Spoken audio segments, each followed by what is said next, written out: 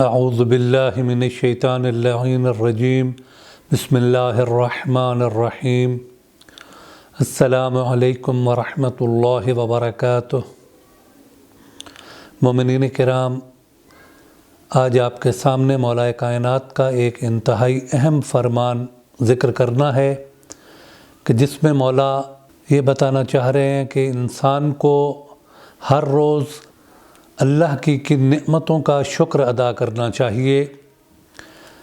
مولا کائنات ارشاد فرماتے ہیں من اصبح ولم یذکر اربعۃ اشیاء اخاف علیہ زوال النعمہ، کہ جو شخص صبح کرے اور 4 چیزوں کا ذکر نہ کرے تو مجھ علی کو خوف ہے کہ پروردگار عالم اس انسان سے اپنی نعمتوں کو سلب کر لے گا۔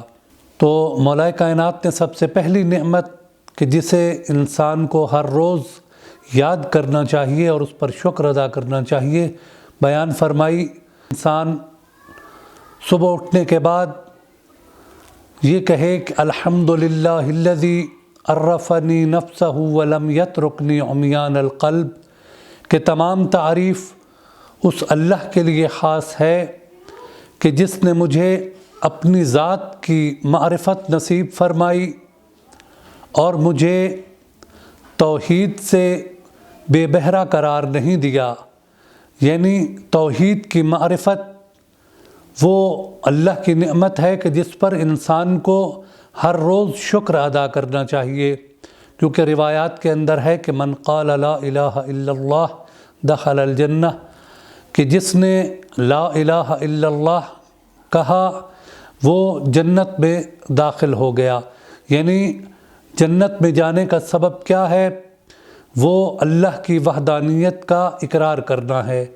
تو مولا بھی یہی ارشاد فرماتے ہیں کہ انسان کو صبح اٹھتے وقت یا دن کے کسی حصے میں اس نعمت کا شکر ادا کرنا چاہیے۔ اور دوسری نعمت جو مولا کائنات نے ارشاد فرمایا کہ انسان کہے الحمدللہ الذی جعلنی من امت محمد صلی اللہ علیہ وآلہ وسلم، کہ تمام حمد اس اللہ کے ساتھ خاص ہے کہ جس نے مجھے امت محمد میں سے قرار دیا۔ یعنی رسول اللہ صلی اللہ علیہ وآلہ وسلم کی امت میں سے ہونا، مولا کائنات ارشاد فرما رہے ہیں یہ ایک ایسی نعمت ہے کہ جس پر انسان کو ہر روز شکر ادا کرنا چاہیے۔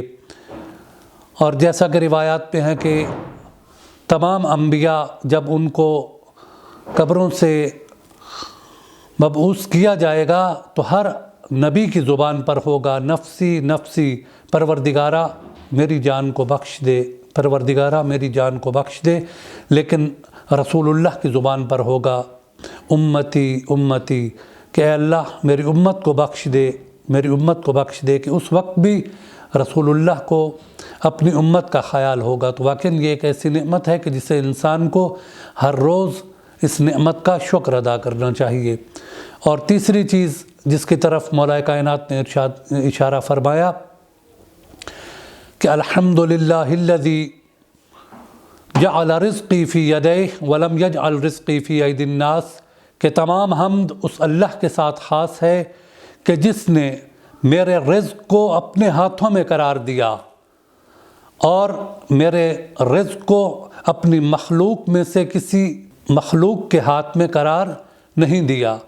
تو واقعاً یہ بہت بڑی نعمت ہے کہ اگر ہمارا رزق مخلوق میں سے کسی انسان کے ہاتھ میں ہوتا تو جب وہ انسان ہم سے ناراض ہوتا تو وہ سب سے پہلا کام یہ کرتا کہ ہمارے رزق کو بند کر دیتا۔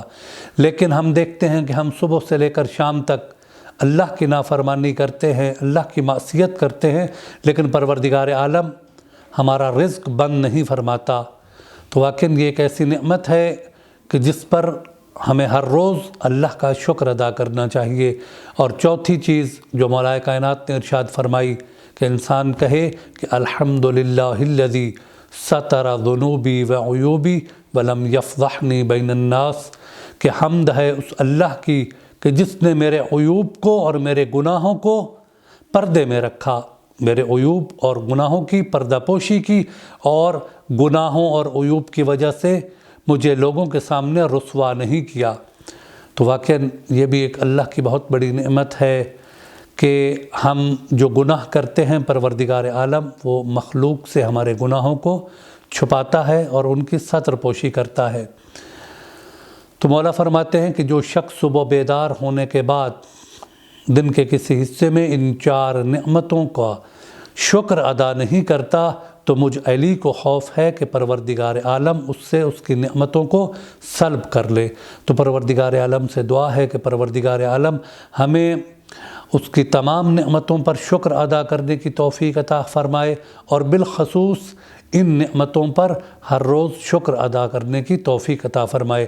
پروردگارہ ہمیں سیرت محمد و آل محمد پر چلنے کی توفیق عطا فرما اور اس پر عمل پیرا ہونے کی توفیق عطا فرما۔ اللہم صلی علی محمد و آل محمد۔